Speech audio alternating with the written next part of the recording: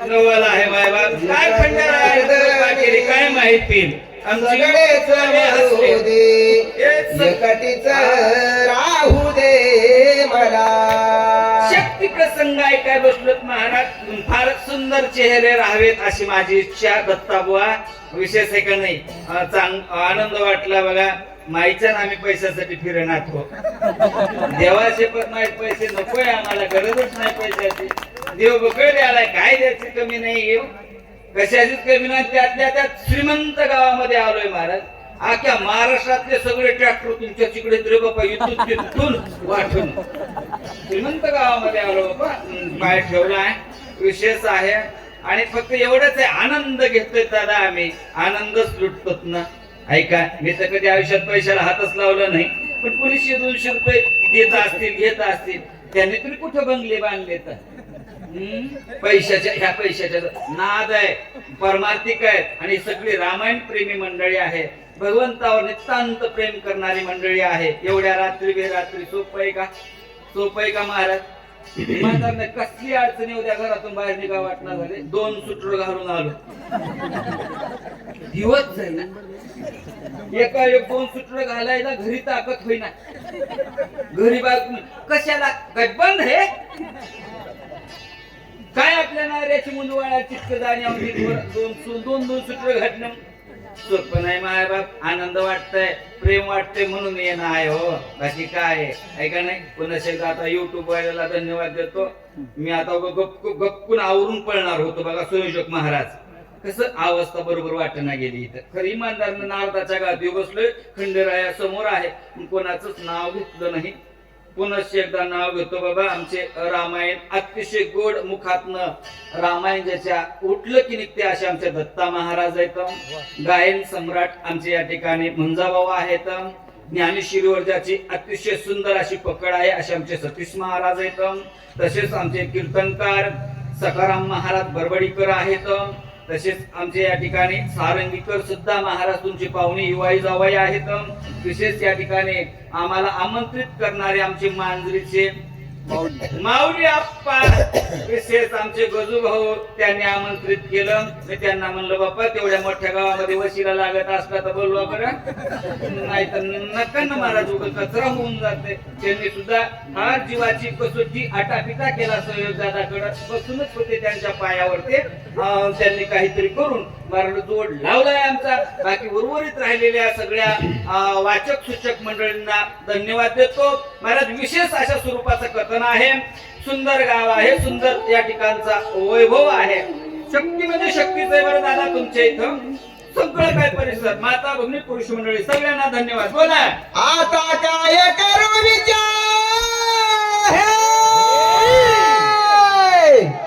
प्रधान मारिले समग्र खया पुत्र कुमारे कुमारा मारिले. कोणाला सांगू कोणाला काय रावण म्हणतोय आतापर्यंत काय मुलीशी मेले का कुमारे कुमार मारिले.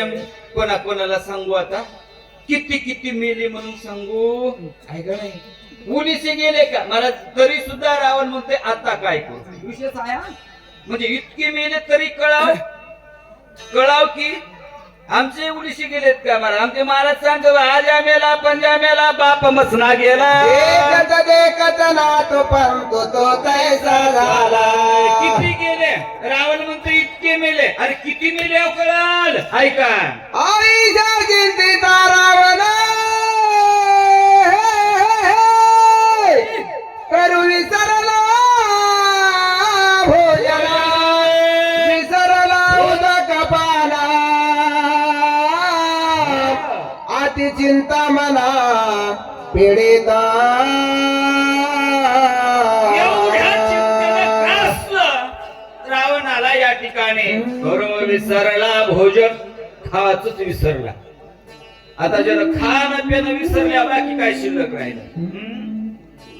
पाहून आपली बिमार दुखण्यानं पडलाय खालाय की काही खाणं बंद आहे. उलीच्या दिवसाचा सोबते खाणं चालू असल्यावर बरं चालतंय कव्हर का चालणं. पण महाराज इथं सांगते सगळंच विसरला गड्या काय करावं एकमेव ध्यास. एकदा चुकलं ना त्याचा नक्कीच फेरा पडतो. बोला. निद्रा न लागेसे जैसी करीत असे उठ बैसे हे तव देखील कारण मेसे मग चरणाशी लागला. एवढा विचार करतोय तेवढ्यामध्ये तव देखील काळ नेमीला पाहिल्याबरोबर रावणाला झुकायचं कोण सांगितलं? मायबाप झुकायचं एक तर ज्ञान सांगतं नाही तर परिस्थिती शिकवते. राजा रावण चटकन पायावर पडला काळ नेमीच्या. काय म्हणतो बोला. चारी मुखे संतीला दाटाई का ढिकराला झगडा की त्यातला गळा जाय शेंगा गजराचे ज्वामुख समसमित दीर्घ चारी चारी हात केस निळकटे देता उभे देसात सोळा जायच्या अवस्था पाहुण्याची सांगितली. आधी ते कडदाडा चारी मुखा समान पर्वता धरे अपराईसा काळा शरीरे मुखे चारी समसमित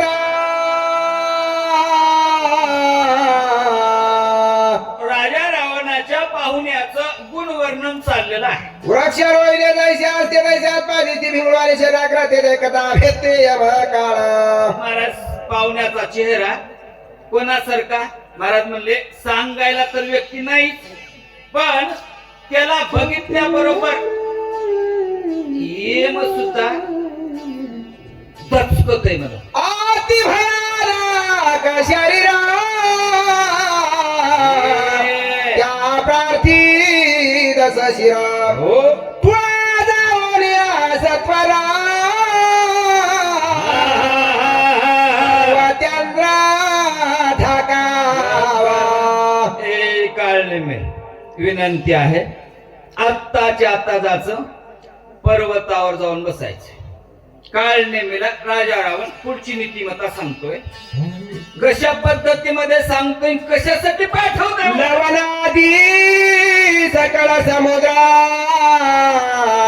कोशदीपा समग्रा लंघोन या शिर समुद्रा पर्वतेंद्रा ठाकावा.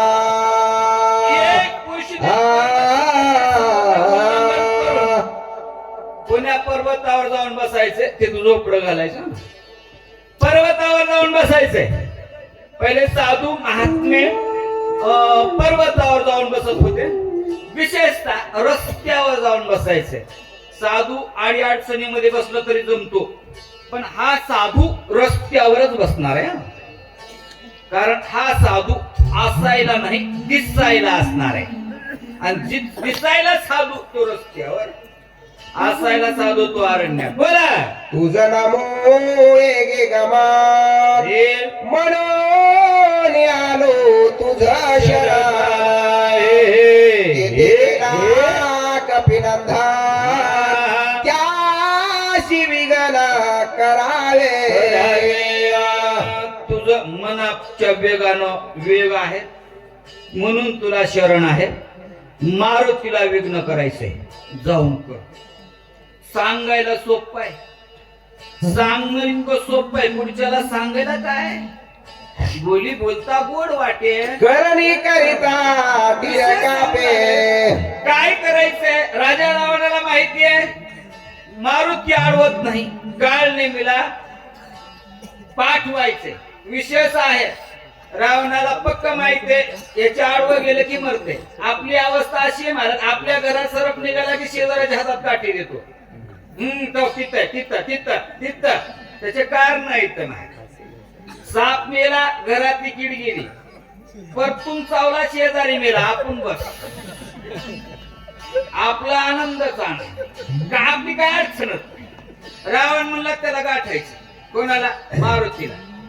बघाच कर जाऊन त्याचा घरी कराव की तो काय आलत तेव्हा काय म्हणताय बोला. काल नेहमी ऐक विनंती लक्ष्मणा भेदली अशी शक्ती उदया वेताग बसती सौमित्र निश्चिती मारेला. ते औषधी आणो काही करो त्यानं कसली बी काही करू आपल्याला काय करायचे रावणला तसं नाही रे. लई बेजारीने मी त्या लक्ष्मणाला शक्ती मारली. काय काय केलं ते माझ्या जीवाला माहिती नाही का नाही. काय काय केलं ते वर्ग ज्यावेळेस कुंभी देऊ लागल्या म्हणते की नाही भाव आहे संग मी काय काय केलं तुझ्यासाठी माझ्या जीवाला माहिती आहे. जीवाला आखी वाटण्या करणारे म्हणून राहिले दादा चुकालास नदीचं त्याला द्यालास मात्याचं तू गेलास ऐक जरा काय कोणाचं सुनलं नाही कोणाचं ऐकलं नाही माझ्या जीवाला माहितीये काय काय केलंय. बाकी काय सांगायचे तुला बापू एखादी असताना किती कुठ्याने केले ऐका या लागे वायो नंदना करो निसर्ग उढान दिव्य औषधिया अनुना स्वय लक्ष्मण उठाविला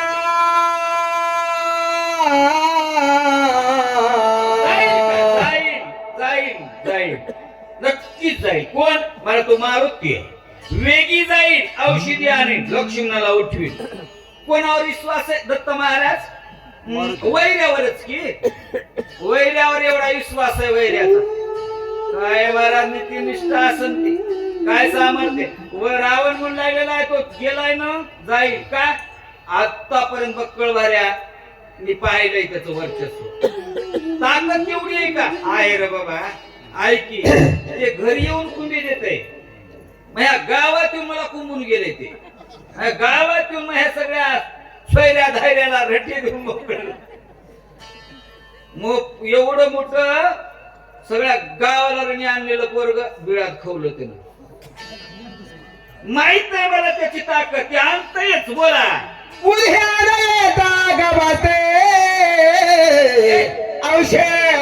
औषधी समजती वाचवावयाने प्रतिज्ञा मारती करून गेला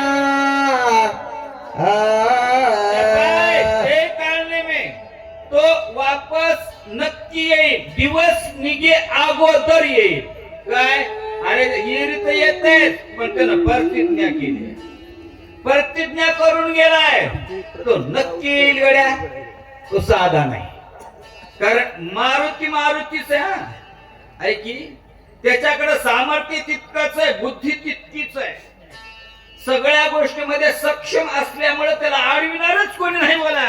तत्काळ औषधी आणो ना आत्ताच उठेल लक्ष्मण मग त्याशी झुंज कोणा राम लक्ष्मण तुरवणी एकदा लक्ष्मण उठला का मग मात्र त्यांच्या बरोबर युद्ध करण्याकरता या सृष्टीवर दुसरा कोणी राहणार नाही ते आतुर बळी बनत आता नाहीत का आता पण थोडासा विराम मिळालाय लक्ष्मण निचेष्टित पडले तर म्हणून थोडा वेळ शांत आहे एकदा लक्ष्मण उठले ना दुगण्या ताकदीनं मला मारतील गड्यात राजा रावणाची नीतिमत्ता चाललेली नीतीनं वागणारा होता पण थोडीशी ढसळली बुद्धीला पालट पडला ही गत प्राप्त झाली नको त्या लोकांच्या पाया पडू लागला बोला.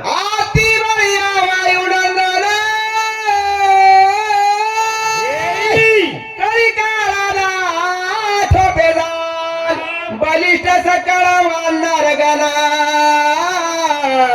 त्याशी कोण झुंजला अति बळीवंत आहेत माय बाप ते साधे नाही ताकदवान सामर्थ्यवान आतुर बळीवान आहेत त्यांच्या समोर टिकणं इतकं सोपं नाही बरंच साधलंय सोपं होईल असं वाटायलंय.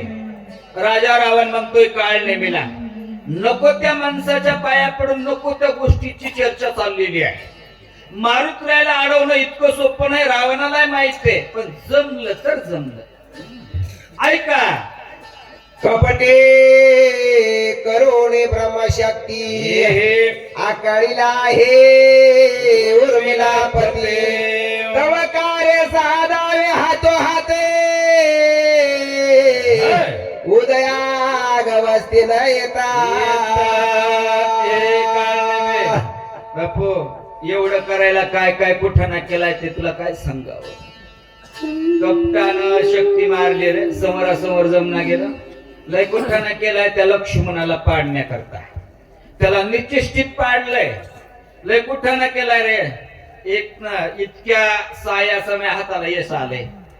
आणि तेवढं यश सकाळपर्यंत जर रोखलं ना, बस सगळ्या मग मया एवढा मीच म्हणला, मया एवढा मी ऐक नाही, बाकी कोणीच नाही. मग आता माझ्या पुढे राजा रावणाची अवस्था फार अवघड प्रश्न आहे बघा. त्या राजा रावणाचा कठीण प्रश्न होता. एवढा कुठाना जगाची जगन्माता सीतामाईला भोगण्याच्या चाललेला आहे महाराज. मंदोदरीनं प्रश्न केलता म्हणा दत्ता महाराज, इमानदारनं सांगा म्हणले होते नेमकं तुम्ही हे कुठाना कशासाठी केला. ते म्हणलं अरे मला सीतेला नवरी करून घेण्याकरता केला, कशासाठी आणि काय हाती आलं ते येणार आले. मला हाती काय सांगा तुला. म्हणजे मग तुम्ही एवढे सामर्थ्यवान आहे, ज्यावेळेस पर्णकुटीला सीतामाता एकट्या होत्या त्यावेळेस का बरं तुम्ही तुमच्या मनाची इच्छा पूर्ण केली नाही. रावण मला येणीच काय, मी बी पंडित आहे म्हणून दारात गेलो आणि भिक्षान देई माते म्हणलो, माय म्हणलो मला माय, तिथं कसं जमते. म्हणजे मग इथं आणल्यानंतर तिला रामाशिवाय काही दिसत ना म्हणला. मी एवढं सगळं वाटलं होतं मला, इतका चौकटी एवढे सोनून एवढं नाना दाखिले होतं तरी असं होईल. म्हणजे मग काय व्हायलंय, रामच दिसायलाय तिला. मंदोदरी म्हणजे तुम्हाला हरण व्हायचंय, मांजर व्हायचंय, पुत्र व्हायचंय, सगळंच व्हायचंय. मग राम का होईना झाला. ते मला राम बी व्हायचंय, राम झालं की काम नाही व्हायलाय. म्हणला कसं करावं, भानगडी तयारी. म्हणला राम झालं की काम चाललाय, राम होऊन उपयोगच काय. त्याच्यामुळे या कुठाण्यामध्ये एवढ्या परेशानीमध्ये रामायणामध्ये बक्कळ वेळेस मंदोदरीचा आधार घेऊ विशेष या ठिकाणी रावण म्हणला एवढा अट्टहास केलाय, जीवाचा आटापिटा केलाय, काळने मी तेवढं काम माझ्यासाठी कर रे बाबा. चला चंद्रामृतला पूर्णा चंद्राचल मंती म्हणून येतो द्रोणाद्री झालं नामा विधान विख्याता रूपाले चंद्राम्रा आम्र संजवने त्याशी मला